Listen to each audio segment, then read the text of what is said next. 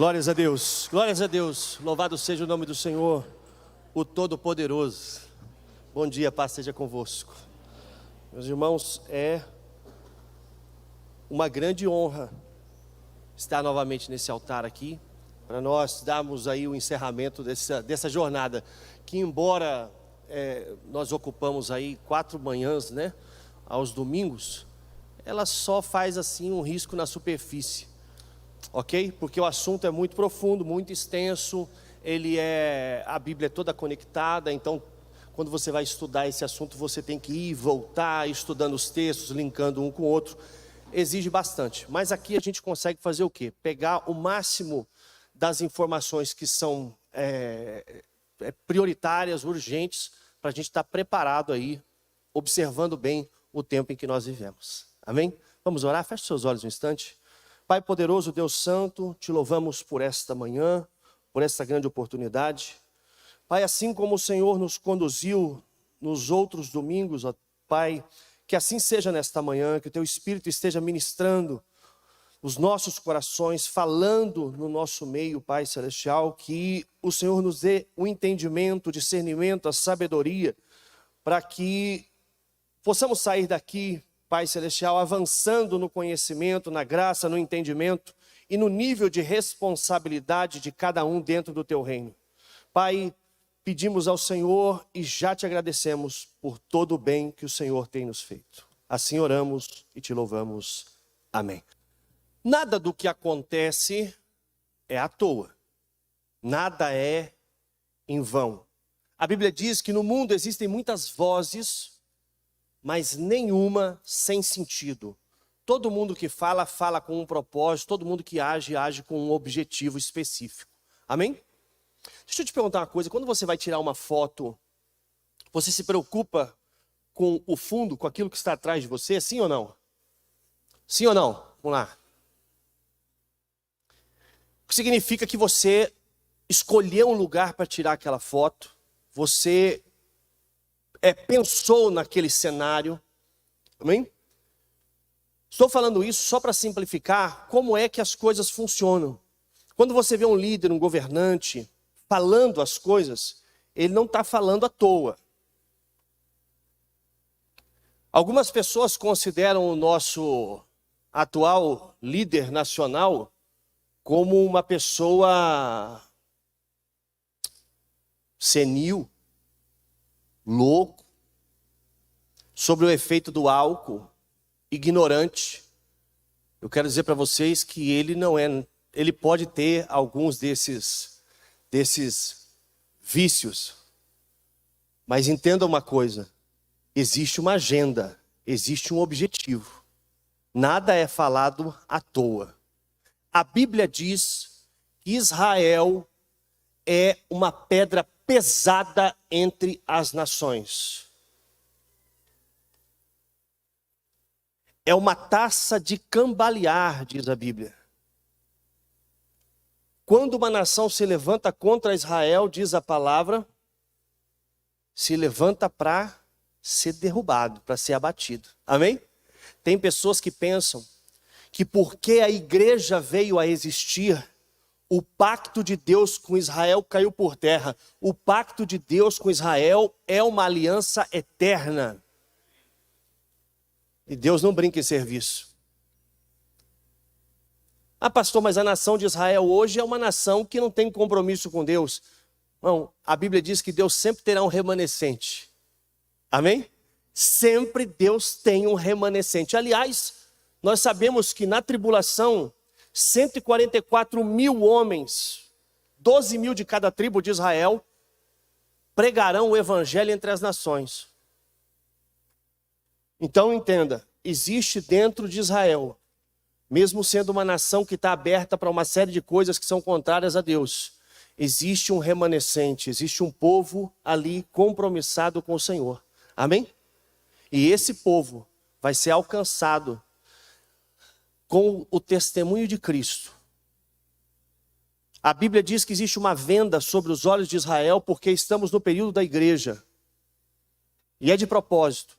Mas vai chegar um momento em que Israel vai enxergar. E as coisas vão ser diferentes. E o apóstolo Paulo diz Se o erro de Israel é a nossa salvação, quem dirá o acerto, senão a vida eterna? Amém?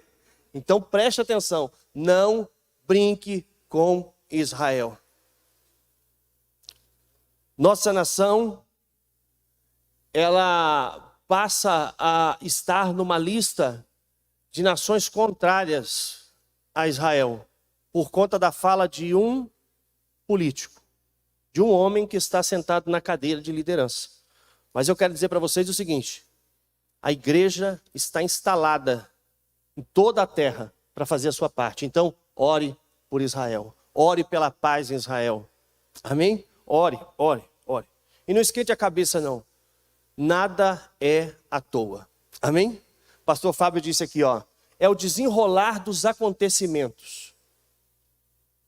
As nações, elas se voltarão contra Israel. Amém? Vamos lá. Hoje eu quero falar com vocês especificamente acerca do anticristo, da abrangência do reino, do pacto e da marca da besta. Para isso, eu quero ler com vocês alguns versículos. O primeiro está em Daniel capítulo 9, versículo 27. Daniel 9, 27. Olha o que diz a palavra do Senhor. Com muitos, ele fará uma aliança que durará uma semana. Esse ele aqui é o anticristo. No meio da semana, ele dará fim ao sacrifício e à oferta. Numa ala do templo será colocado o sacrilégio terrível, até que chegue sobre ele o fim que lhe está decretado. O que é importante neste momento, desse versículo, é você entender o seguinte: com muitos, ele fará uma aliança que durará uma semana. Amém? Nós estudamos aqui sobre as 70 semanas, e eu falei que existe uma semana profética, uma semana de anos, 7 anos, que estão soltos no tempo. E aí a Bíblia vem nos mostrar que o anticristo, ele vai fazer uma aliança com muitos, não é só com Israel, é com muitos, e esta aliança terá um tempo de duração, um acordo de paz, que terá um tempo de duração de 7 anos. Amém? Então veja só, de todas as 70 semanas de Daniel que nós estudamos, no primeiro... Foi no primeiro? Não, foi no segundo domingo. De todas as 70 semanas que nós vimos de Daniel, as 69 semanas já se cumpriram. E só falta uma semana que está solta no tempo. E aqui a Bíblia fala que é o anticristo que fará o acordo de paz com muitos. Ok? Está aqui comigo? Veja só. Eu creio, de verdade, que o anticristo, ele é um descendente de Ismael, automaticamente é um descendente de Maomé, que é o fundador do islamismo. A Bíblia diz que ele é um descendente do povo que destruiria Jerusalém. No ano 70 isso aconteceu, e eram os árabes vestidos com a roupa de soldado romano que destruíram Jerusalém. Então tudo isso nos dá elementos para nós entendermos que o anticristo, ele é, então, um descendente de Ismael, de Maomé, um árabe, que tem por religião o Islã. E a Bíblia diz que ele vai fazer um acordo com muitos. Eu expliquei aqui que o Islã, ele é dividido. Amém? Ele é dividido, ele não é único.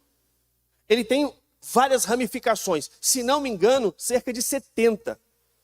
Dessas 70, 2 são mais proeminentes, que são os xiitas e os sunitas. A maioria é sunita, porque são seguidores das sunas. E tem os xiitas, que, por exemplo, é o caso do Irã. O Irã é xiita. Então você tem o Irã em guerra com a Arábia Saudita constantemente. Ambos são países islâmicos, muçulmanos, porém, o Irã é do ramo xiita e a Arábia Saudita do ramo sunita. E eles divergem, então. Porém, a aliança, o acordo que será feito, vai ser um acordo com muitos, incluindo Israel.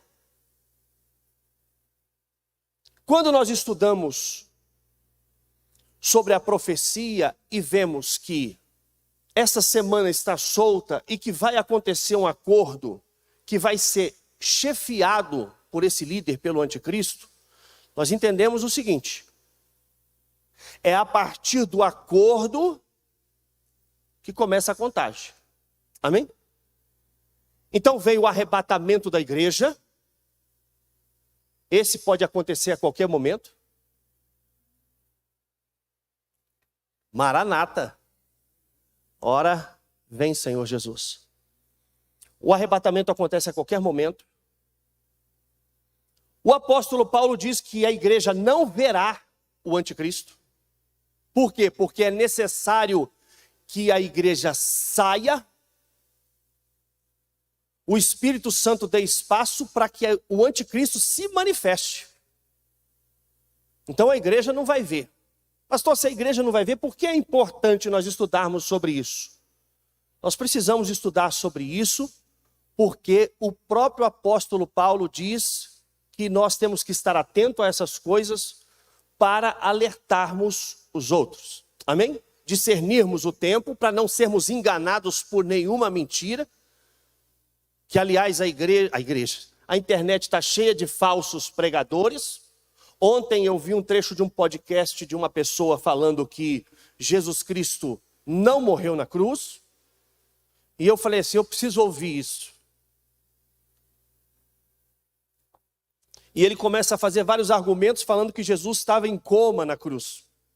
Mas ele não morreu. E aí, tudo que ele usando como argumento, se você for para a Bíblia vai derrubando facilmente. Porém, o que acontece? A própria palavra de Deus diz que o povo do Senhor perece por falta de conhecimento.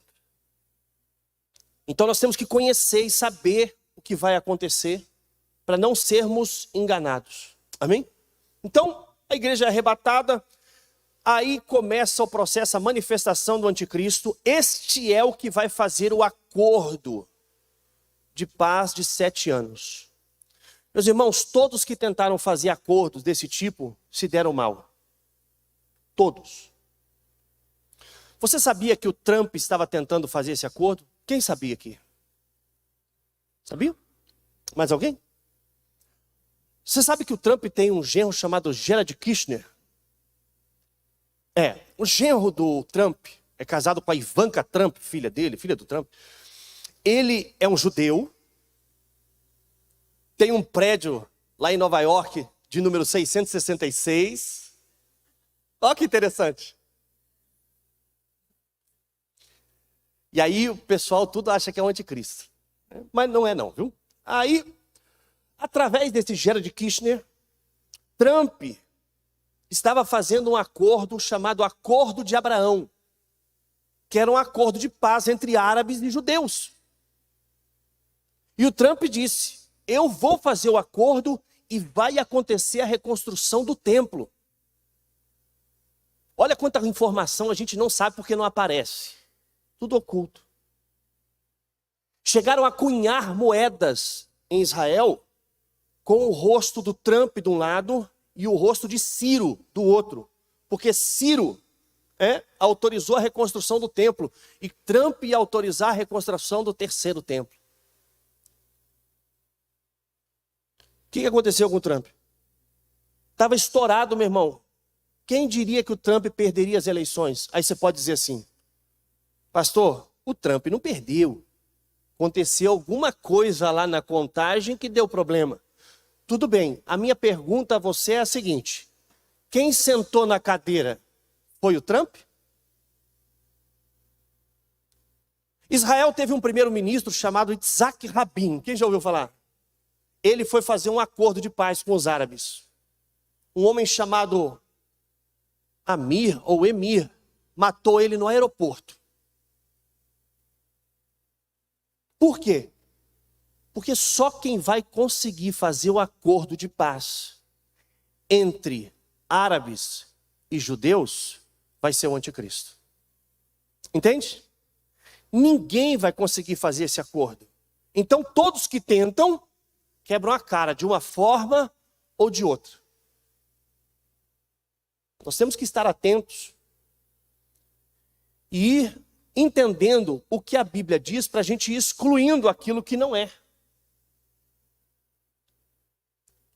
O anticristo vai ser um líder máximo do Islã, porque nenhum outro tem autonomia para fazer uma aliança que seja respeitada. Entende isso ou não? Se qualquer líder hoje de um país islâmico fizer uma aliança com Israel, esta aliança é única. Por exemplo, conseguiram fazer Arábia Saudita e Israel. Fizeram um acordo. Só que é só a Arábia Saudita. Não tem autonomia sobre os outros países muçulmanos. O único que consegue ter autonomia plena sobre o Islã é o representante de Alá, que é o sucessor de Maomé, que é aquele considerado califa. Amém? Está entendendo ou não? Estou tentando soltar uma sequência. Este é o que vai ter autonomia para dizer aos países islâmicos como as coisas devem acontecer. Então, ele, o anticristo, é que vai fazer o acordo com muitos. Daniel, capítulo 11, versículo 36 ao 45, o texto fala algo importantíssimo que é outra característica do anticristo. Daniel 11, do 36 em diante. Olha só, o rei que ele está falando é esse aí, o anticristo. Você precisa entender que a Bíblia usa termos variados. Tem hora que chama ele de príncipe, tem hora que chama ele de rei, está entendendo ou não? Não importa. A Bíblia tem uma figura de linguagem específica em cada momento. O rei fará o que bem entender, se exaltará e se engrandecerá acima de todos os deuses e dirá coisas jamais ouvidas contra o Deus dos deuses. Ele terá sucesso até que o tempo da ira se complete, pois o que foi decidido irá acontecer. Ele não terá consideração pelos deuses dos seus antepassados. E algumas versões diz, nem pelo Deus preferido das mulheres, mas a versão mais correta é, não terá respeito pelo desejo das mulheres. Amém? Nem por Deus algum, mas se exaltará acima deles todos. Em seu lugar, adorará um Deus das fortalezas. Preste atenção. Quando nós lemos a Bíblia sem prestar atenção, parece que ele vai se colocar acima de todos os deuses, ok? Mas não é isso. Ele vai se colocar acima. Ele vai rejeitar o Deus verdadeiro. E ele vai rejeitar todas as outras divindades, todos os outros deuses. Está tudo aqui na Bíblia com letra minúscula. E aí diz assim, ó, em seu lugar adorará um Deus das fortalezas. Um Deus de guerra. Um Deus desconhecido dos seus antepassados, ele honrará com ouro, prata, pedras preciosas e presentes. Até aqui. Olha aqui para mim. Ele vai então adorar um Deus que era desconhecido dos seus antepassados. Aqui, antepassado não é pai e mãe. Nós precisamos lembrar o seguinte. De quem Ismael é filho? Não é de Abraão? O Deus de Abraão, automaticamente, era o Deus de Ismael. Amém? Só que o que aconteceu? A linhagem de Ismael ela foi se desenvolvendo e eles foram perdendo a identidade com o Deus único e verdadeiro. Começaram a adorar outras divindades. E depois, quando surge o Islã, nós percebemos que o mundo árabe se volta para o islamismo. Então, na época de Abraão, não existia o Islã. Por isso era um Deus desconhecido dos seus antepassados. Mas ele vai servir a esse Deus e vai honrar a esse Deus. Porque tem pessoas que acreditam que o anticristo, ele vai se colocar como Deus. Ele não fará isso. Ele servirá a um Deus que os seus antepassados não conheciam, porque surgiu em 630 com Maomé. E ele vai honrar esse Deus com dinheiro, com ouro, com prata, com pedras preciosas. E com a ajuda desse Deus, diz a palavra, ele atacará as fortalezas, versículo 39. Atacará as fortalezas mais poderosas com a ajuda de um Deus estrangeiro e dará grande honra àqueles que o reconhecerem. Ele os fará governantes sobre muitos e distribuirá a terra, mas num preço elevado. Preste atenção nisso aqui. No tempo do fim, o rei do sul se envolverá em combate e o rei do norte atacará com carros e cavaleiros e uma grande frota de navios. Ele invadirá muitos países e avançará por eles como uma inundação. Também invadirá a terra magnífica, aqui terra magnífica é Israel. Muitos países cairão, mas Edom, Moabe e os líderes de Amon ficarão livres da sua mão. Ele estenderá o seu poder sobre muitos países, o Egito não escapará, pois ele terá o controle dos tesouros de ouro e de prata e todas as riquezas do Egito. Os líbios e os núbios a ele se submeterão. Mas informações provenientes do leste e do norte o deixarão alarmado, e irado partirá para destruir e aniquilar muitos. Armará suas tendas reais entre os mares, no belo Monte Santo. No entanto, ele chegará ao seu fim e ninguém o socorrerá. Amém? Veja só. Aqui, eu fiz questão de ler tudo, porque aqui estão elementos do que eu vou falar um pouco mais para frente. E aí nós não vamos precisar ler novamente. Ele servirá a um Deus que os seus antepassados não conheciam. Isso é importante nós guardarmos. Mais um texto. Aqui eu estou falando só das características do anticristo, ok? 2 Tessalonicenses, capítulo 2. 2 Tessalonicenses 2.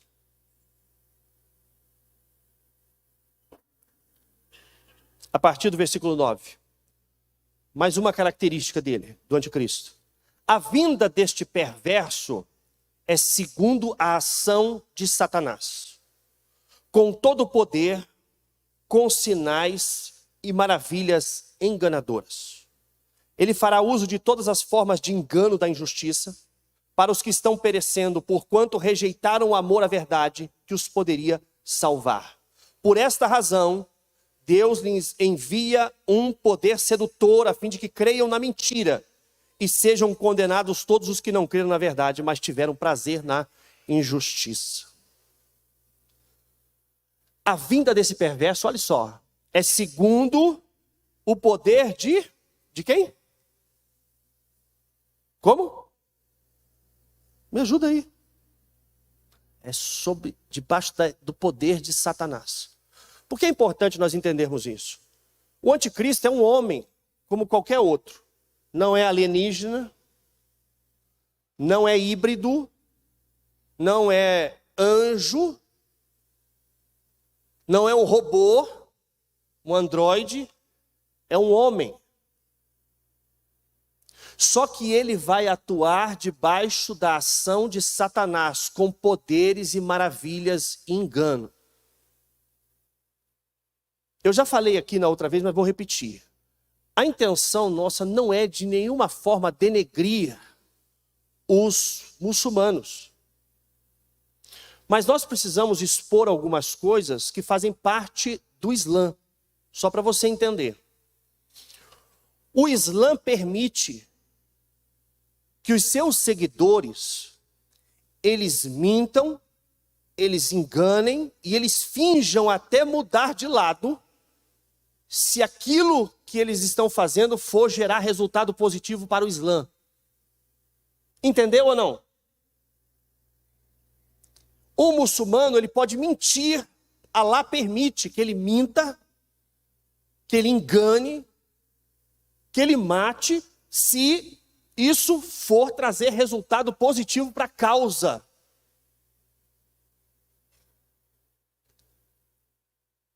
Agora, o texto diz aqui que ele usará de todas as formas de engano da injustiça para os que estão perecendo.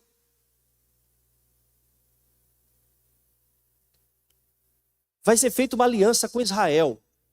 O mundo árabe fará uma aliança com Israel. E Israel vai acreditar. Entende? Por quê? Porque vai estar debaixo de um poder de sedução, de mentira e de engano. Por que eu estou dizendo isso? Porque as pessoas falam, pastor, mas não está escrito. Como é que as pessoas vão aceitar se já está escrito? É porque a palavra de Deus, ela é palavra de Deus para quem crê que ela é palavra de Deus. Amém? Para muita gente é um livro qualquer. Para muita gente é uma escrita comum. Então muita gente sabe o que está escrito aqui, mas não crê. Mesmo vendo as coisas acontecerem, mesmo vendo o desenrolar das coisas, não acreditam. Então a Bíblia diz que virá um poder sedutor que enganará para que eles possam aceitar esta aliança. Nós tivemos agora esse ataque terrorista do Hamas. Meus irmãos, o que foi feito ali é que as imagens, embora tenha sido publicada, eu aconselho você nem ver, nem procurar, porque é uma coisa que não vai acrescentar em nada, a não ser sofrimento, dor e algo que você não pode nem fazer nada, só indignação. Mas o que foi feito em Israel, meu irmão, era algo para todo mundo condenar e todo mundo se colocar contra os grupos terroristas. Não bater palma, nem dizer que aquilo lá é defesa. Não é defesa, é ataque. Quem está se defendendo é Israel. Agora veja só. Esse ataque do Hamas, ele é só uma representação do nível que o povo da Jihad, da Guerra Santa, leva as coisas. É uma amostra pequena, bem pequenininha, do que o anticristo vai fazer quando assumir o controle sobre Israel. Aliás, lembre-se, a Bíblia deixa claro que o tempo da tribulação será um tempo tão terrível, qual nunca houve sobre a terra, de forma que se os dias não fossem abreviados, nenhuma carne suportaria. Olha que coisa extraordinária.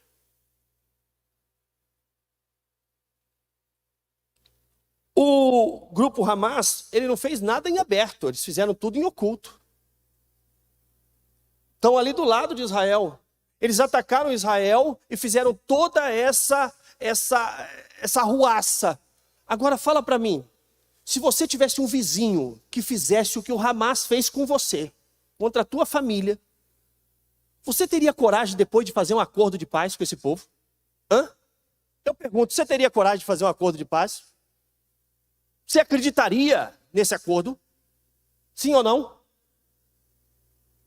Por que Israel vai acreditar? Porque vai estar debaixo de um poder sedutor da mentira. E a Bíblia diz aqui, sabe por quê? Porque rejeitaram a verdade. Entende? Preste atenção. Agora, para a nossa vida, quando nós rejeitamos a verdade, nós abrimos o nosso coração para a mentira. Poder sedutor de engano. Então, tem que ficar esperto. Amém? Abra o teu coração para a verdade e feche para qualquer outra coisa. Em nome de Jesus. Beleza? Última característica do anticristo. Apocalipse capítulo 13. Versículo 5. Apocalipse 13, 5. Nós não tivemos tempo para estudar, porque é um assunto que é muito técnico e exige muitos detalhes. Vou falar de forma superficial. A Bíblia usa o termo besta para falar do reino, do anticristo, do reino, mas também usa o termo besta, em alguns momentos, para representar o próprio anticristo. Isso aí gera muitas vezes confusão, porque as pessoas ficam sem entender, porque fala de besta, besta, besta, a pessoa pensa o seguinte, é tudo a mesma coisa, mas não é assim. A Bíblia usa o termo besta para falar de força, de poder, ok? O que é uma besta, por exemplo?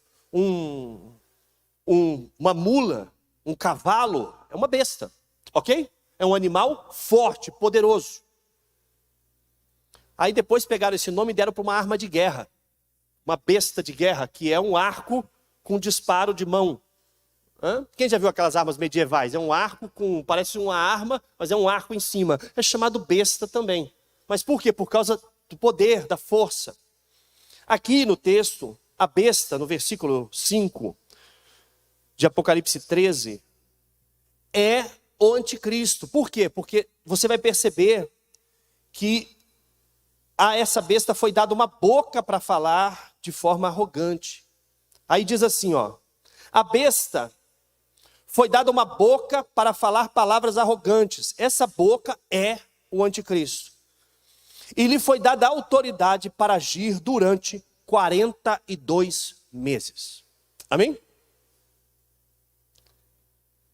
Sabe o que eu gosto da Bíblia?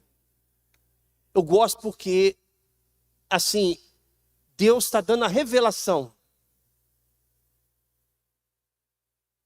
Mas cada hora ele trata de um termo diferente. Por exemplo, 3 anos e meio, aqui ele está falando 42 meses, que é a mesma coisa.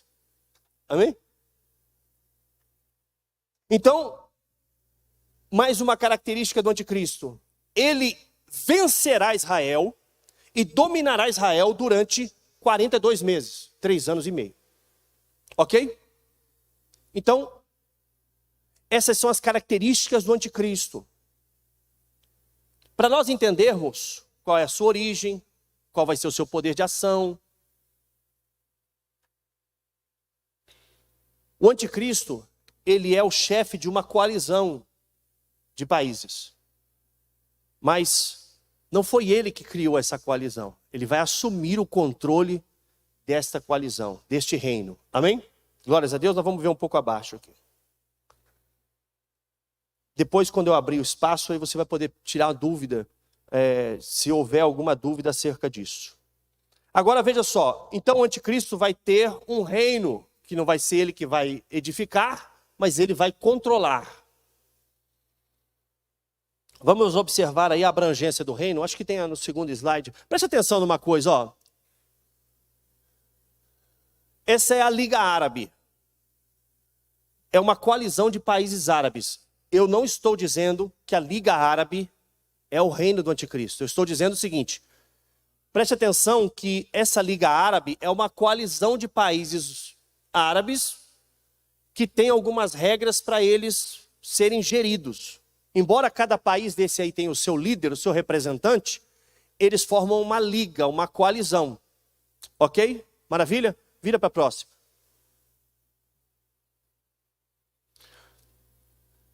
A maioria dos países aí, eles estão com as suas cores de bandeira, que é o branco, o preto, o vermelho e o verde. Por incrível que pareça, essas cores são as mesmas cores dos cavalos que aparecem no Apocalipse. Então sai lá primeiro o cavaleiro branco, quem já viu isso? Depois saem os cavalos, se não me engano, a sequência os cavalos pretos, depois o vermelho, depois o amarelo. Mas a tradução amarelo, ela não foi bem feita. Na verdade, o termo é esverdeado. O termo original é esverdeado. Então, por incrível que pareça, as cores do Islã são as mesmas cores dos cavalos do Apocalipse que são soltos. E o primeiro cavaleiro do Apocalipse, do cavalo branco, a Bíblia diz que foi-lhe dado uma coroa e um arco. E saiu como vencedor e para vencer. Tem gente que pensa que esse é Cristo. mas não é Cristo. Porque Cristo, ele não saiu como vencedor, ele é o vencedor. Amém? Ele não saiu como, ele é. Outra coisa, foi dada uma coroa para o anticristo. A coroa diz respeito a governo. Amém? Então, Cristo é o Rei dos Reis e Senhor dos Senhores. Ninguém deu nada para ele. Ele é e acabou. Então, o primeiro cavaleiro do cavalo branco é o anticristo, que sai encabeçando os outros.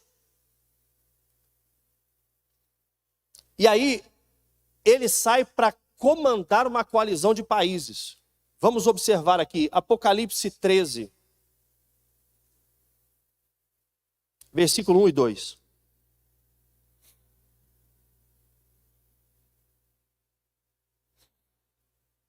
Vi uma besta que saía do mar, tinha 10 chifres, 7 cabeças, com 10 coroas, e uma sobre cada chifre. E em cada cabeça um nome de blasfêmia. A besta que vira semelhante a um leopardo, mas tinha pés de urso e boca de leão. O dragão deu à besta o seu poder, o seu trono e grande autoridade. Dragão aqui, a Bíblia vai dizer lá no começo, o dragão aqui é Satanás, a antiga serpente. Ele deu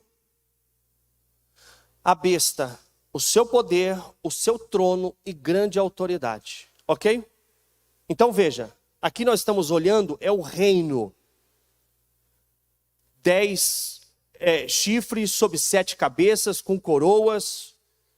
Esse é o reino do anticristo. Aí a Bíblia diz que esse reino, ele é como o leopardo. Você se lembra o reino que é o leopardo ou não? É o reino de Alexandre o Grande. Aí diz assim, ó, tinha pés como o urso. Você se lembra o reino do urso?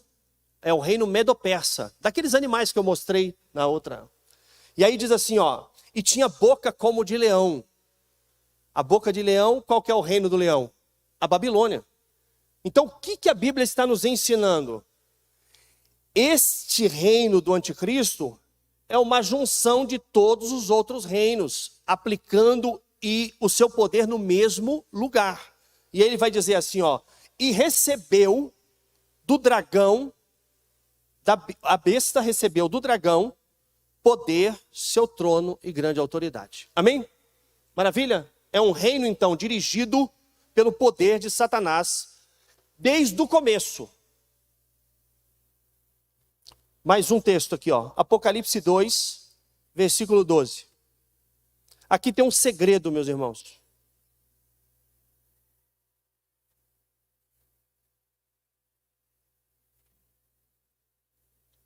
Aqui tem um segredo. Olha aqui para mim, só um instante. Não leia, não. Olha aqui para mim. Aqui tem um segredo. A Bíblia, ela funciona assim, ó. Ela vai soltando as partes. E quando você começa a estudar a Bíblia, você tem que ir observando aquilo que a Bíblia já falou acerca daquele assunto. Nós acabamos de ler um texto lá no Apocalipse 13, de que Satanás dará o seu poder, o seu trono e grande autoridade à besta, ok? Amém? Agora, olha essa carta à igreja de Pérgamo. Jesus falando à igreja de Pérgamo. Ao anjo da igreja de Pérgamo escreva, versículo 12. Estas são as palavras daquele que tem a espada afiada de 2 gumes. Sei onde você vive, onde está o trono de Satanás. Pegou ou não? Sei onde você vive, onde está o trono de Satanás. Contudo, você permanece fiel ao meu nome e não renunciou à fé em mim. Nem mesmo quando Antipas, minha fiel testemunha, foi morto nessa cidade onde Satanás habita. Então, você sabe onde fica Pérgamo? Aliás, você sabe onde ficam as igrejas do Apocalipse? Você já teve a curiosidade de pesquisar onde ficam as igrejas do Apocalipse? Sardes, Pérgamo, Tiatira. Vocês já viram? Todas essas igrejas ficam na Ásia Menor. Não tem nenhuma igreja aqui, dessas igrejas do Apocalipse, nenhuma fica em Israel. Todas são na Ásia Menor. Você sabe onde é a Ásia Menor? É a Turquia. O que a Bíblia parece dar a ideia? de que o anticristo governará uma coalizão a partir da Turquia. Entende ou não? Por quê? Porque a Bíblia diz que na cidade de Pérgamo estava o trono de Satanás. E lá no capítulo 13, a Bíblia vai dizer que Satanás deu, o dragão deu à besta seu trono. Está entendendo ou não? Existe um link. Então, nós temos que estar mais atentos, olhando o desenrolar das coisas lá no Oriente Médio. As pessoas ficam olhando para outros lugares, para a França, para a Europa, para os Estados Unidos. Meu irmão, tudo começou lá no Oriente Médio e tudo vai terminar lá. Amém? Tudo começou lá, tudo vai se encerrar lá. Naquela região é que estava Noé quando veio o dilúvio. Foi nas montanhas de Ararat que a arca repousou. Você sabe onde ficam as montanhas de Ararat? Na Turquia. Olha que coincidência. Tudo começou lá, tudo vai terminar lá. Quando você pega, por exemplo, o Jardim do Éden, você vai ver que dele fluíam 4 rios. Agora me veio uma dúvida, 3 ou 4. Não lembro agora. Mas, Tigre, Eufrates, mas a congruência desses rios está naquela região também. Olha que coisa interessante. Nós aqui somos os confins da terra. Amém? Tudo começa lá e tudo fecha lá. Aonde vai ser a batalha do Armagedon? Lá. Aonde vai acontecer essas questões? Lá. Por quê? Porque Israel é o ponto central. Todas as vezes que a Bíblia diz assim, e o reino do norte, o reino do sul, sempre está falando a partir do prisma de Israel. Amém? O ponto, quando Deus vai medir as coisas tudo é a partir de Israel. Tudo.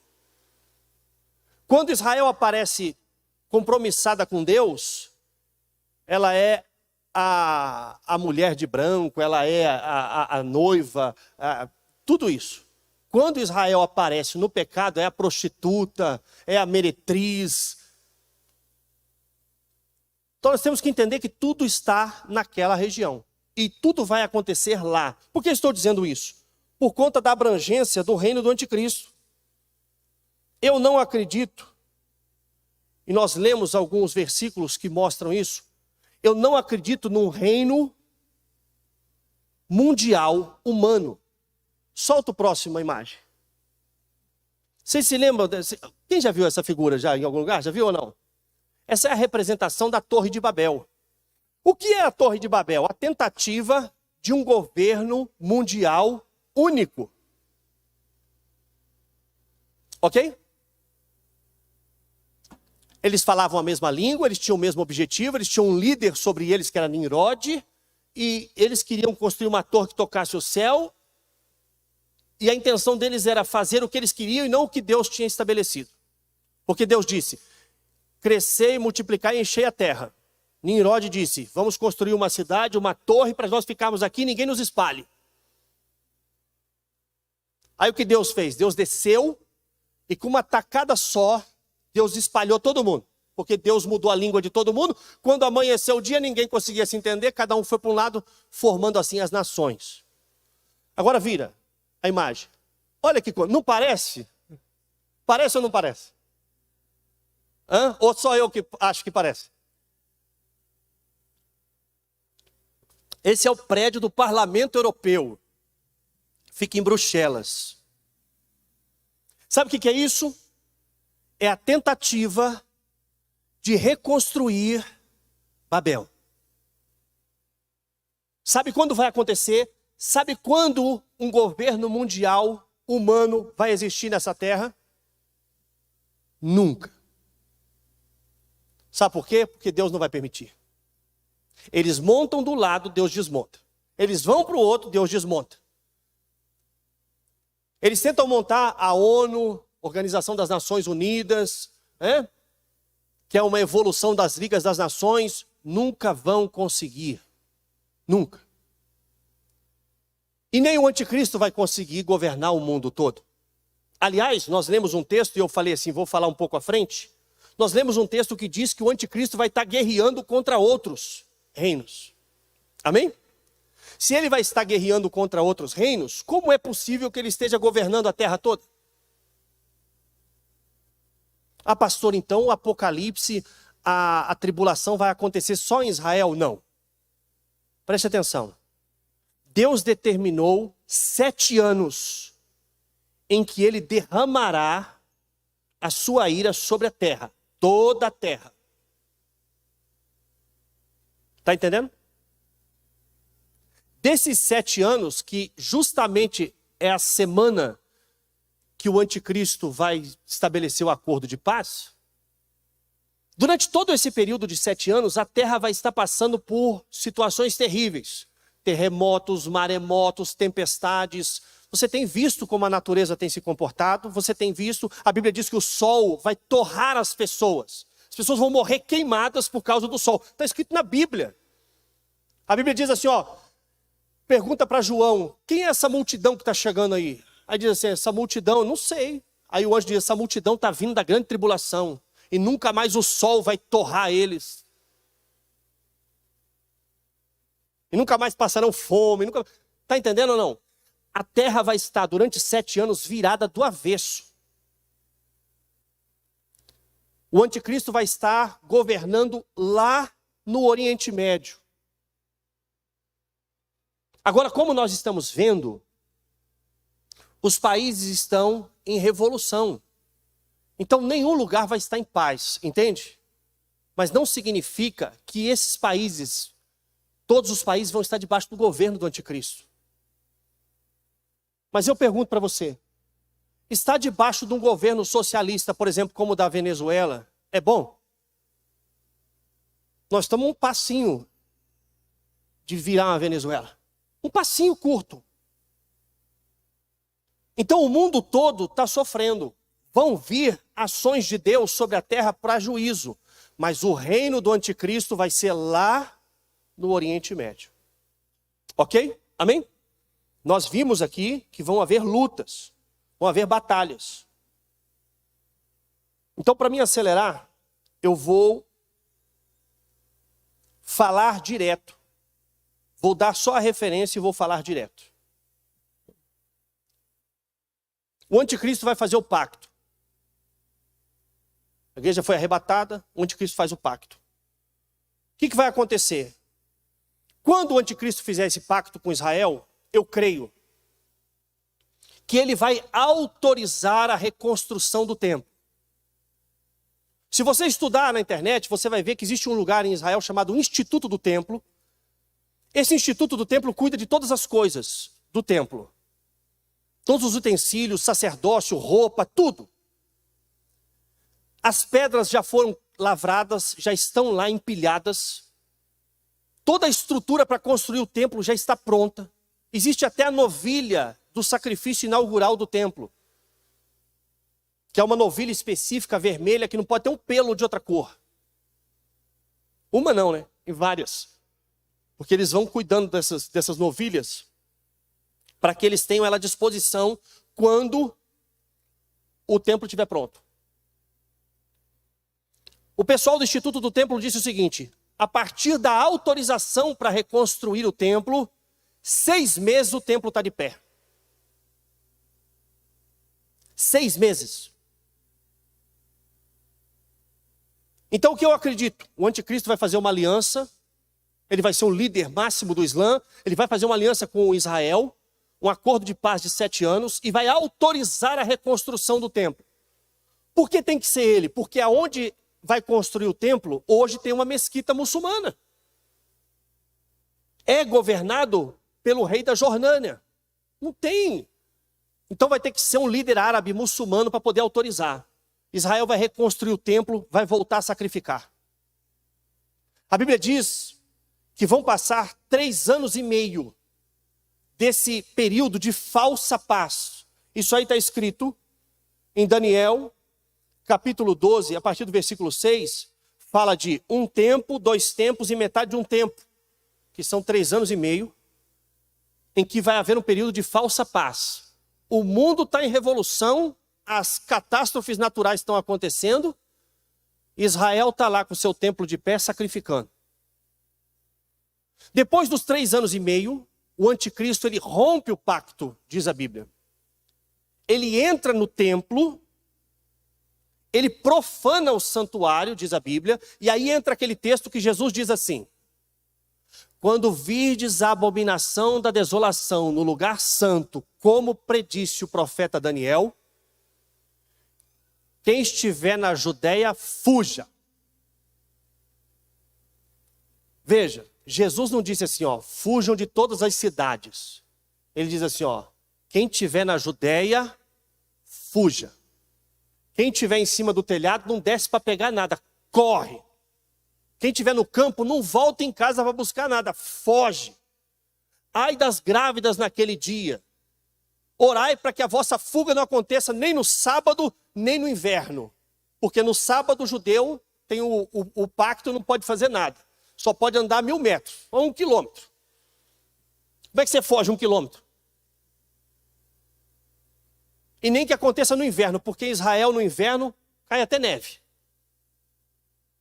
Então Jesus disse, quando vocês virdes a abominação da desolação no lugar santo, quando o templo for profanado, quem estiver na Judéia ali foge, porque vai começar uma perseguição igual nunca houve sobre a terra. E aí, isso que o Hamas fez, vai ser feito na nação inteira. Amém?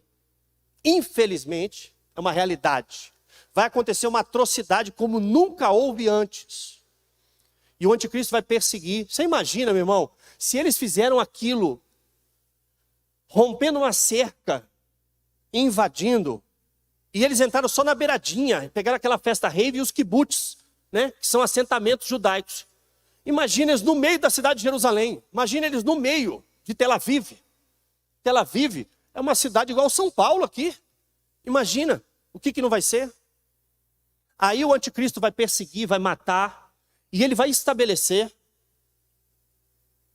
uma marcação. Uma parte que eu considero muito importante é a questão da marca da besta. Veja só. Qual que é a preocupação das pessoas, eu vejo? A preocupação das pessoas é o seguinte, de serem marcadas sem saber que foram. Entende ou não? Meu Deus, será que eu não fui marcado? Por quê? Porque quem receber a marca da besta não tem salvação. Não é isso que a Bíblia diz? Sim ou não? Eu vejo que a preocupação então é essa. Eu não posso ser marcado sem saber. Mas em primeiro lugar, a marca da besta, ela só pode ser instituída pelo anticristo. Amém? Tudo que vier antes não é. Porque primeiro vai acontecer a manifestação do anticristo, vai começar a semana, vai acontecer o rompimento do pacto, e aí então é que o anticristo determina a marcação. Preste atenção, a marca pode ser uma bandana na testa. Você lembra como que Hitler marcava os judeus na Segunda Guerra? Lembra? Vocês já assistiram o filme? Eles usavam uma estrela no braço, aqui. Não é assim? Quem se lembra disso? Estavam marcados, não estavam marcados? Pode ser uma bandana, pode ser uma tatuagem, pode ser um chip, pode ser qualquer coisa. Não interessa o que é. Interessa o seguinte, só quem vai poder instituir a marca da besta é o anticristo. Segundo, como é que se alcança a salvação? A Bíblia diz que nós recebemos a pregação do Evangelho. Amém? Confere? Com o coração nós cremos e com a boca nós confessamos. É assim que se alcança a salvação. Agora, como é que se perde a salvação? Se você alcança reconhecendo, você perde negando. Amém? Não é verdade? Se você alcança reconhecendo, você perde negando. E a Bíblia diz que a marca será imposta para as pessoas debaixo do reino do anticristo. Porém, só vai ser marcado quem aceitar. Ok? E quem não aceitar, pastor? Vamos ver o que a Bíblia diz rapidamente. Apocalipse 20, versículo 4. Vi tronos em que se assentaram aqueles a quem havia sido dado a autoridade para julgar. Vi as almas dos que foram decapitados por causa do testemunho de Jesus e da palavra de Deus. Eles não tinham adorado a besta nem a sua imagem, e não tinham recebido a sua marca na testa nem nas mãos. Eles ressuscitaram e reinaram com Cristo durante 1000 anos. Aí, boa. Preste atenção. Vi as almas dos que foram decapitados por causa do testemunho de Jesus e da palavra de Deus. E por que eles foram decapitados? Porque mantiveram o testemunho de Jesus e da palavra de Deus. E a Bíblia diz, e eles não adoraram a besta, nem a sua imagem, e nem receberam a marca. Você se lembra que na Babilônia, Nabucodonosor edificou uma estátua de ouro e determinou que todo mundo se curvasse diante daquela estátua? Vocês se lembram disso? E a Bíblia diz que todo mundo se curvou, mas 3 ficaram de pé. Se curvar diante daquela estátua era negar o Deus verdadeiro e adorar um Deus falso. Amém? Sadraque, Mesaque e Abednego ficaram de pé. E alguém disse assim, ô rei, tem 3 camaradas aí, que não se curvaram diante dos seus deuses. E aí ele manda chamar. Aí ele pergunta assim, é de propósito que vocês fizeram isso? Eu vou dar mais uma chance para vocês. Eu vou mandar tocar de novo. E se vocês não se curvarem, eu vou jogar vocês dentro da fornalha. E ele disse assim, esquenta 7 vezes mais a fornalha. Se não aceitar, se não se curvar, vai morrer. E eu quero ver, diz Nabucodonosor, qual é o Deus que pode livrar vocês da minha mão. Eles disseram assim, rei, quanto a isso, nós não precisamos nos justificar. Mas eu quero dizer para o senhor que o nosso Deus, ele vai nos livrar. Porém, se ele não nos livrar, ainda assim, não nos prostraremos. O rei disse, então tá bom. Então, pegou os guerreiros mais poderosos, mais fortes, embrulharam eles com roupa e tudo, turbante na cabeça, tudo, e jogaram dentro da fornalha. O anticristo vai determinar uma marcação para todos que estiverem debaixo do seu reino. Quem segue a religião do anticristo está de boa. Mas ele vai obrigar todos a se submeterem. E quem se submeter receberá a marca. Preste atenção. Não é a marca que condena. O que condena é a quebra do testemunho. É aceitar, rejeitar a Cristo e se submeter a outro Deus. Está entendendo ou não? Por que é que nós vemos o Estado Islâmico, os grupos terroristas, cortando a cabeça das pessoas? É porque aquelas pessoas não aceitaram negar a Jesus. Não aceitaram se submeter ao sistema. E eles estão morrendo por causa do testemunho de Cristo e da palavra. Então entenda uma coisa. Se alguém colocar alguma coisa no teu corpo, porque as pessoas falam, pode ser a vacina, eu tomei a vacina e estou infectado agora com a marca da besta. Menos.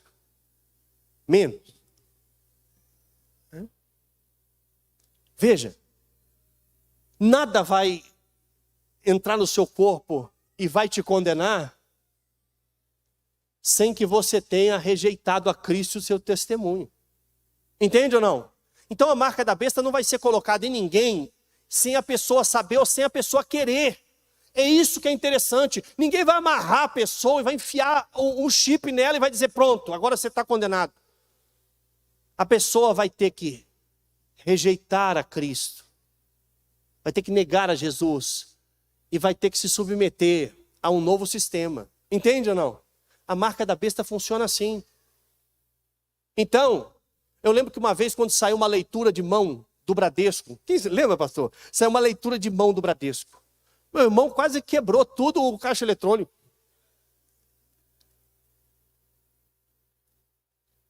Ele falou, pastor, eu tenho certeza que é a marca da besta. Porque é na mão, pastor. Eu falei, irmão, encaixa a mão dentro do negócio. Agora não tem mais, né? Faz tempo que não tem. Encaixava a mão dentro do caixa eletrônico assim e fazia a leitura. Ele falou, pastor, eu fecho a conta, eu não tenho mais nada. Eu falei, não, calma, meu irmão, não é isso não. Isso é só uma tecnologia de reconhecimento. Pode ficar tranquilo. Aí ele falou, pastor. Eu falei, vai nessa. Fica tranquilo, qualquer coisa põe na minha conta. Bota na minha conta. Mas a Bíblia diz claramente, a marca da besta, ela é colocada em quem se submete. Sadraque, Mesaque e Abednego se submeteram? Não. O que aconteceu com eles? Alguém dobrou eles diante da estátua? Não. Jogou na fornalha. Entendeu? A multidão que chega de decapitados, ela chega por quê? Porque se manteve diante do testemunho. Se manteve firme com Cristo. Não aceitou outro Deus, não aceitou assim a marca. Por isso a Bíblia diz, quem não aceitar a marca, não compra, não vende, não negocia mais dentro do reino do anticristo, porque não tem autorização para negociar. Na Segunda Guerra, os judeus não podiam fazer nada, tudo que eles faziam era escondido, porque eles não tinham autorização para ter mais nada, eles não podiam ter empresa, eles não podiam ter mais nada. Por quê? Porque eram proibidos, foram jogados para fora do sistema. É isso que vai acontecer com quem não receber a marcação. Eu acho interessante que se a marca da besta fosse no Brasil, não ia funcionar, porque a gente dá um jeito para tudo. Tudo tem uma gambiarra, né? O brasileiro dá um jeito para tudo. Não existe um lugar igual o Brasil no mundo, só o Brasil mesmo. A gente dá um jeito para tudo. O anticristo não prosperaria aqui. A gente ia botar uma marca nele e ele é que não ia poder fazer nada. Ei, beleza? Então a marca é algo que é colocado debaixo de consentimento. O evangelho, você ouve, com o coração você crê, com a boca você confessa. A marca da besta, você rejeita a sua fé, rejeita o seu Deus e se submete a um outro sistema, a uma outra divindade, a uma outra linha religiosa. E aí você não, né? A pessoa vai receber a marcação e aí ela vai ter autorização para negociar, para continuar vivendo dentro do sistema. Ok? Amém? Vamos para um período de perguntas e respostas? Vamos lá? Quero saber de vocês aí se tem alguma dúvida que eu possa... Deixa eu só deixar uma coisa clara para vocês. Se eu não souber, eu vou dizer não sei. Amém? Oi. Fala, pastora. Pastor Robson. Então essa seria a última chance, né, que Deus vai dar de salvação para as pessoas que, mesmo aqueles que nunca ouviram falar, né, de Jesus, e nesse tempo eles rejeitarem essa marca. E ali ele vai ter a chance de salvar e viver a vida eterna com Cristo. É isso? Muito boa pergunta, pastora. É o seguinte.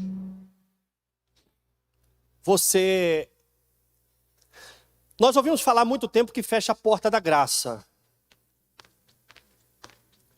Mas o que acontece é como se, eles falando que fecha a porta da graça, é como se fechasse o período de salvação depois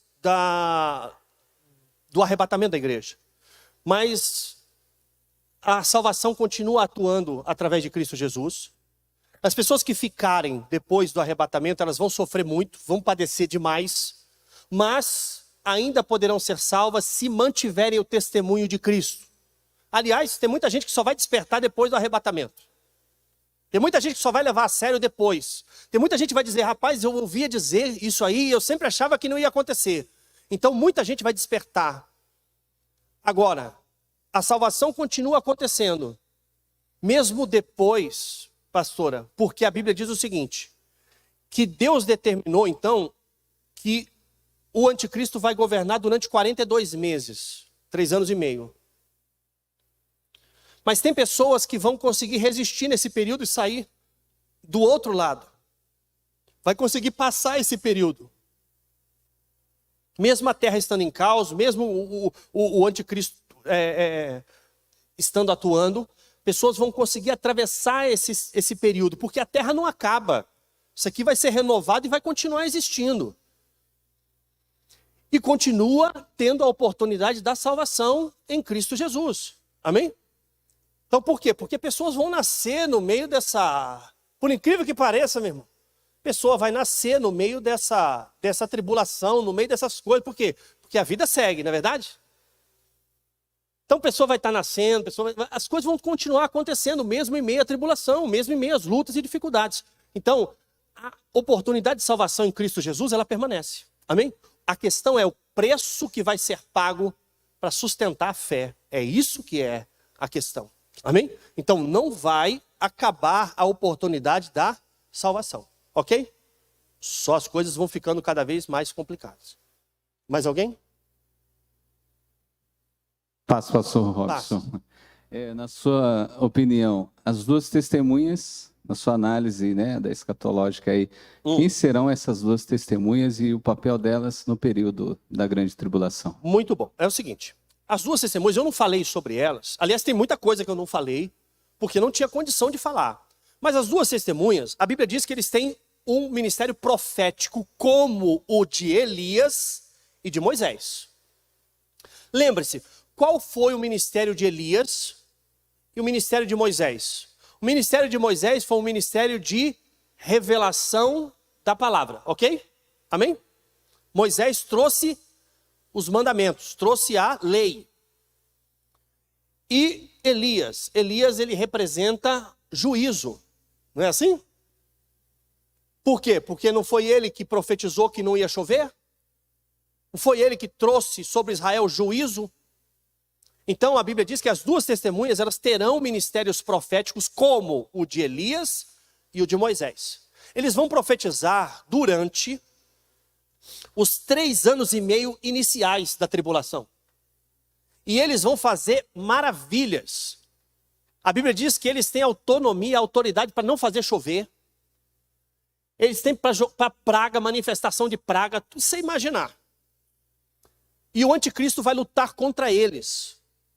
E a Bíblia diz que depois de 3 anos e meio, o anticristo mata as duas testemunhas, pendura eles em praça pública. E durante 3 dias, os líderes mundiais vão trocar presente, agradecendo. Olha, preste atenção, veja como o governo do anticristo não é um governo total sobre a terra. Os líderes mundiais trocarão presentes, porque as duas testemunhas foram mortas e eles estavam trazendo prejuízo para a humanidade, na visão deles. Mas a Bíblia diz que depois de 3 dias, que eles estão pendurados em praça pública, eles ressuscitam e são elevados ao céu. A coisa ferve. Então, veja, as duas testemunhas, eu não acredito que sejam Elias e Moisés, mas que eles têm um ministério semelhante. Amém?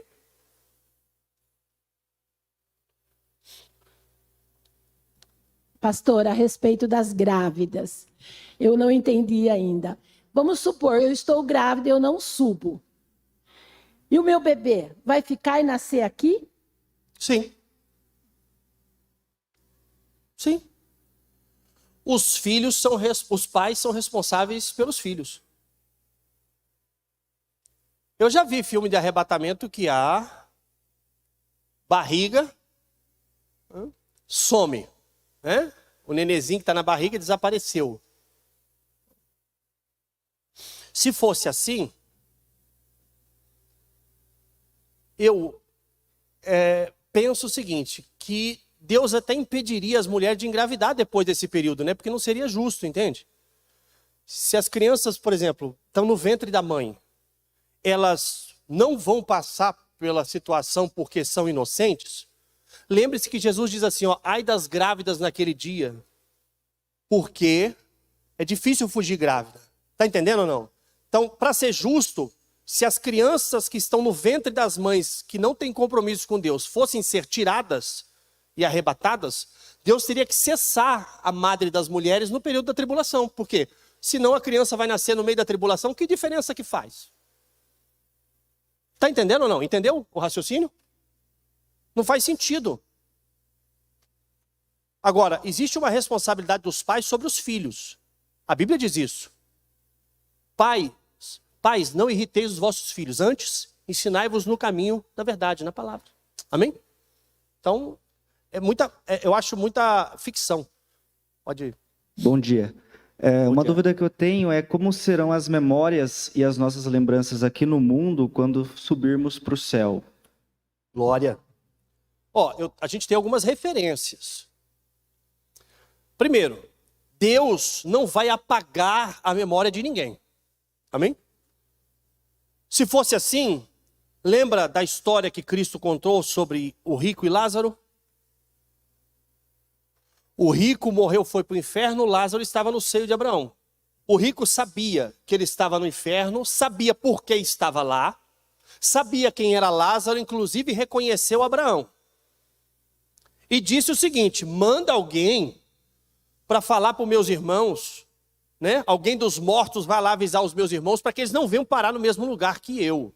Então veja só, eu creio que as pessoas vão continuar sabendo quem eram, sabendo as relações, mas a Bíblia diz que será tirado de nós o mal.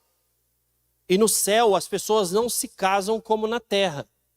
Então as pessoas vão estar lá na eternidade, mas não terão um nível de relacionamento como aqui na terra. Amém? A Bíblia diz que no céu são como os anjos do Senhor. Qual o sentido de ser como os anjos do Senhor? Porque os anjos não foram feitos para se multiplicar. Amém? Não foram. Nós aqui na terra, sim. Amém? Maravilha? A paz. Paz. Pastor, eu sei que nem tudo que passa na internet é verdade, a maioria não. Certo. Aí o senhor chegou a falar sobre o dragão que foi preso, né? Que foi amarrado. O senhor chegou a falar de um dragão.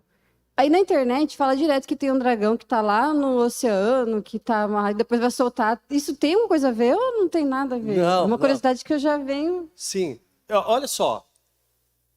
O pessoal fica preocupado com Leviatã, com essas coisas, né? Deixa eu falar. A Bíblia, quando fala do dragão especificamente, a Bíblia diz quem é. A Bíblia diz assim, ó, e o dragão, que é a antiga serpente e Satanás, quer dizer, é a mesma coisa. Onde você vê dragão, antiga serpente, é Satanás. E a Bíblia diz que o dragão deu poder à besta. Então, o que acontece? Está falando de Satanás dando poder a um reino. Então, quando está falando desses monstros, não está falando de seres reais, materiais. Está falando de reinos que são representados por esses seres. Então, essa ideia de que tem bicho preso, essas coisas assim, não tem nada disso na Bíblia. Se aparecer, vai ser novidade, porque não tem nada disso na Bíblia, ok? Então, todos esses seres que levantam do mar, ou surgem, porque a ideia, por exemplo, e a besta subiu das águas. Essa ideia de água, a Bíblia vai dizer o que é. O que são as águas? Povos, línguas e nações. Entende? A Bíblia sempre vai dizer o que é. Em algum outro lugar ela vai dizer o que significa aquilo. Ok? Então não tem esse negócio na Bíblia de monstro, essas coisas, não. Monstro é a galera mesmo que não tem compromisso com Deus. Pode ir. A paz, pastor. Paz. Tudo que foi discutido nos 4 domingos aqui foi praticamente relacionado à grande tribulação, como vai acontecer a vinda de Cristo, né? Certo. Lendo em Joel 3, praticamente quase todo o capítulo, ele fala praticamente o que acontece depois, né, de toda essa tribulação, o fim. No versículo aqui fala que o sol e a lua escurecerão e as estrelas não brilharão mais. Certo. Ou seja, esse versículo, ou praticamente todo o capítulo, ele se baseia praticamente no que virá depois de Jesus voltar, levar toda a grande tribulação. Aí tem a questão do Satanás ser lançado no lago de fogo, tudo final.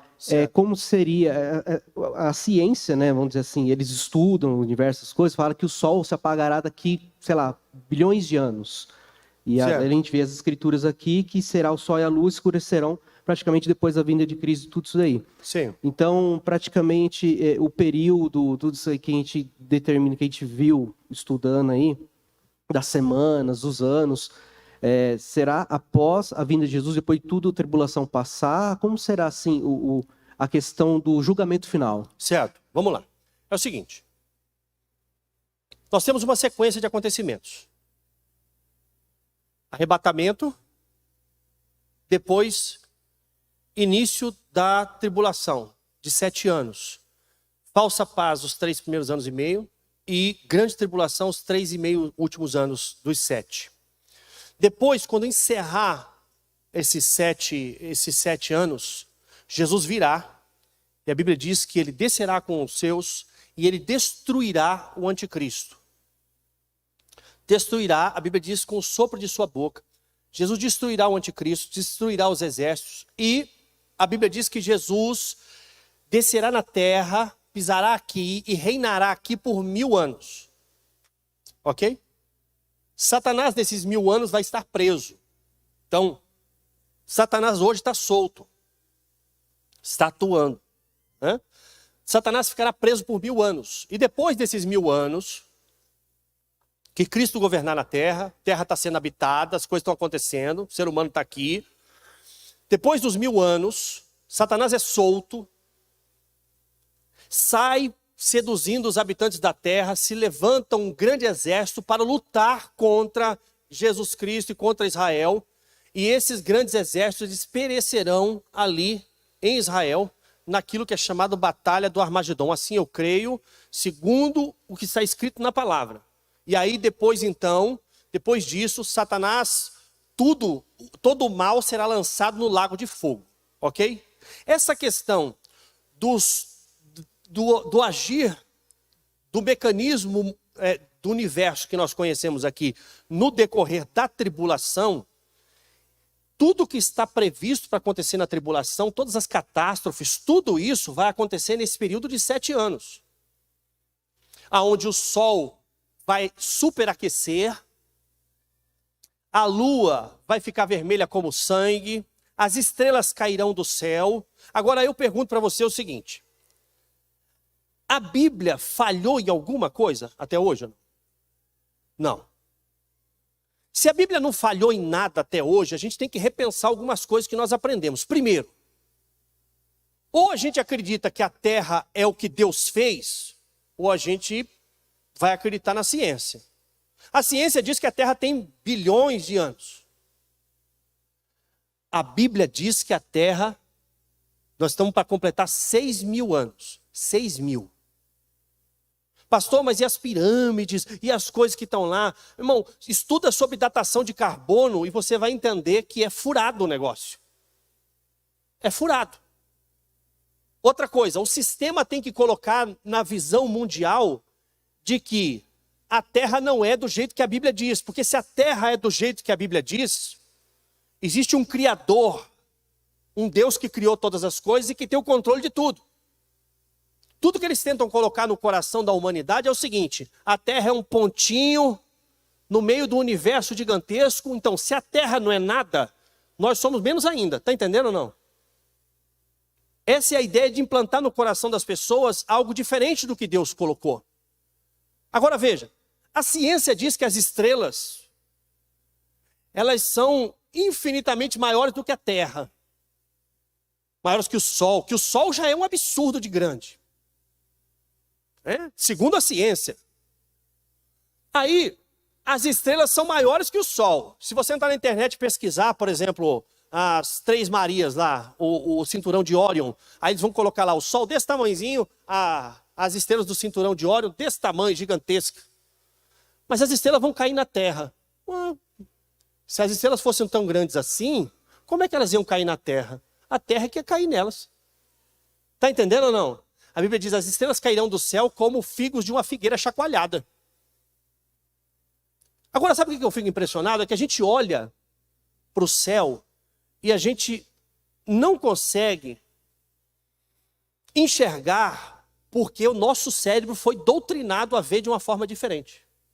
Por exemplo, quando você olha para o céu, no horizonte, o sol não parece ser bem menor do que eles falam ou não? Não é verdade? Por exemplo, imagina que o sol é gigantesco, a terra é pequenininha. A luz do sol, ela não teria um foco, entende ou não? Foco. Pega o seu celular, acende a lâmpada dele, o LED dele, e você faz de longe assim, ó, na superfície, você vai ver que a luz fica em aberto. A claridade chega, mas não tem foco. Conforme você abaixa, ela vai formando um foco. Se o Sol estivesse tão distante, como dizem, não teria foco. Você chega no oceano, por exemplo, na praia, no final de tarde, e você vê, o Sol faz uma faixa assim, ó, uma linha na água, assim, ó, de tão focal que ele é. Eu discordo da construção do universo como a ciência diz. Eu acredito do jeito que a Bíblia diz. Amém? Do jeito que a Bíblia diz, eu acredito. O Sol e a Lua são luminares que foram colocados aqui depois, não antes. O sistema de funcionamento da Terra é um só, fechado. Nada entra aqui, nada sai. Eu creio nisso. A Bíblia diz que para cima do céu tem água. Não é isso que a Bíblia diz? Deus fez uma separação. Águas em cima do firmamento, águas abaixo do firmamento. Firmamento, a Bíblia, se você estudar o que é firmamento, a palavra firmamento significa algo sólido, fundido, fechado, duro. Em cima disso, então nós temos uma cúpula cobrindo a gente aqui, rígida, nada sai, nada entra. O que tem para fora dela? Água, a Bíblia diz, água. O que tem para baixo da terra? Para baixo, água. Para onde fica o céu? Para cima. Para onde fica o inferno? Para baixo. Não é isso ou não? Jesus, quando foi para o Pai, como que ele fez? Subiu. Mas Paulo diz, e Pedro diz, antes de subir, ele desceu às profundezas da terra. E lá pregou aos espíritos cativos. Irmão, ou a gente acredita na Bíblia, ou a gente acredita na loucura da ciência. Entende? Eu acredito na Bíblia. Maravilha? Pastor, quero agradecer pela oportunidade, agradecer de coração, pastora, de verdade, a todos vocês que vieram aqui, que compareceram. Eu sei que vocês viriam para adorar o Senhor, porque é da nossa essência, né, da nossa vida, mas vocês estarem aqui, eu também fico muito feliz. Quero agradecer demais a Deus e a oportunidade, bispo. Obrigado.